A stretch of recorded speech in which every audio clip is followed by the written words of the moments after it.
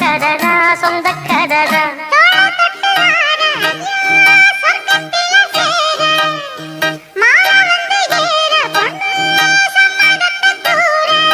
சந்தனங்கரைச்சு பூசணும் எனக்கு முத்தையங்கணக்கு மொத்தமும் உனக்கு ஒன்ன மாற இட தேடி வரும்